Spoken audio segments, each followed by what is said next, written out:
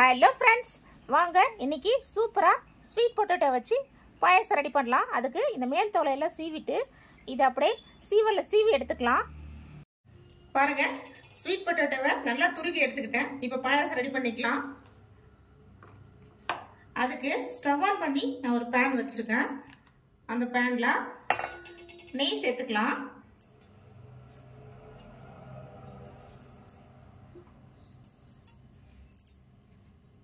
நெய் சூடானதும் முந்திரி சேர்த்துக்கலாம்.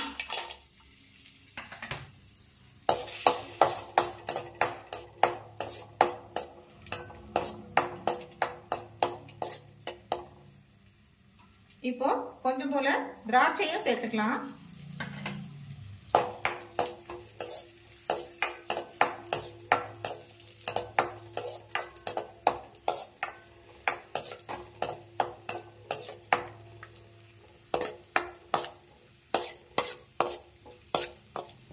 நல்லா கோல்டன் ப்ரௌன் கலர் வந்துருச்சு. இதை அப்படியே வேற ஒரு பிளேட்டுக்கு ட்ரான்ஸ்ஃபர் பண்ணிக்கலாம். இப்போ அதே கடாயில் இன்னும் கொஞ்சம் போல நெய் சேர்த்துட்டு நம்ம துருக்கி வச்ச ஸ்வீட் பொட்டேட்டோவை சேர்த்து வதக்கிக்கலாம். கொஞ்சம் இதோட பச்சை வாசம் போகிற அளவுக்கு நல்லா வதக்கிக்கலாம்.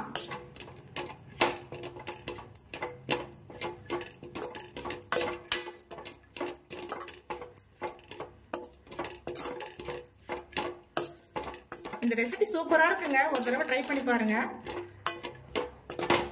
நீங்க எப்பவும் ஒரே மாதிரி பாயசம் செய்யறதை விட இந்த மாதிரி வித்தியாசமா செஞ்சு கொடுத்து பாருங்க. குழந்தைங்க அதுவும் இப்போ 1 வீக் லீவ் விட்டு வீட்டில் இருப்பாங்க எல்லாரும். இந்த மாதிரி ஒரு தடவை ட்ரை பண்ணி பாருங்க. இப்போ நல்லாவே பச்சை வாசம் போயிடுச்சு. இப்போ ஒரு 1 கப் அளவுக்கு தண்ணி சேர்த்துக்கலாம். தண்ணி சேர்த்துட்டு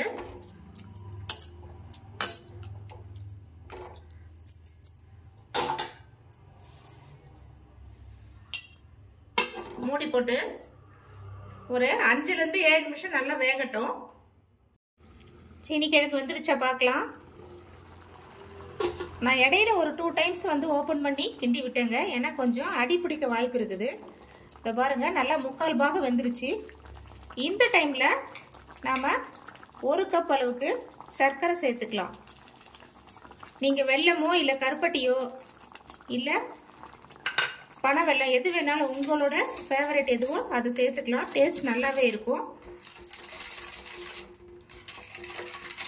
சர்க்கரை கரையட்டும். எப்பவுமே முன்னாடியே சர்க்கரை சேர்த்துட்டோம்னா அந்த கிழங்கு வந்து வேகாதுங்க.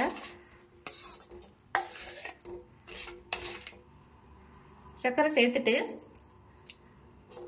கொஞ்சம் அந்த சர்க்கரை கரையிற வரைக்கும் ஒரு 2 மினிட்ஸ் நம்ம மறுபடியும் மூடி போட்டு கொதிக்க விடலாம்.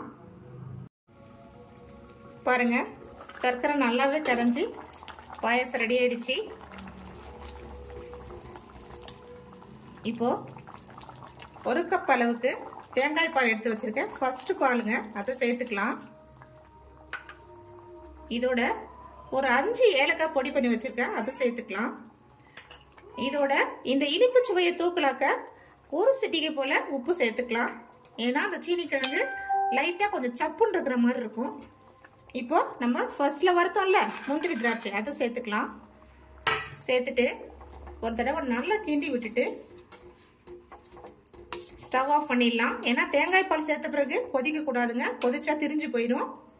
அவ்வளோதான் ஃப்ரெண்ட்ஸ், சூப்பரா கமகமன்னு வாசத்தோட நம்ம ஸ்வீட் பொட்டேட்டோ பாயசம் ரெடி ஆயிடுச்சு. நான் சர்வ் பண்ணிட்டு உங்களுக்கு காமிக்கிறேன்.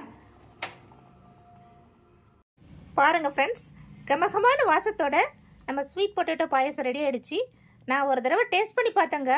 சும்மா டேஸ்ட் சூப்பரா இருக்கு. நீங்களும் இனிமே ஸ்வீட் பொட்டேட்டோ வாங்கினீங்கன்னா ஒரு தடவை இந்த மாதிரி ட்ரை பண்ணி பாருங்க. சூப்பரா இருக்கும். இந்த ரெசிபி உங்களுக்கு பிடிச்சிருந்தா லைக் பண்ணுங்க. அப்படியே முதல் முறையாக நம்ம சேனலை பார்க்குறீங்கன்னா சப்ஸ்கிரைப் பண்ணிடுங்க. அப்படியே இந்த ரெசிபியை உங்கள் ஃப்ரெண்ட்ஸ் அண்ட் ரிலேட்டிவ்ஸுக்கு ஷேர் பண்ண மறக்காதீங்க. Thank you friends.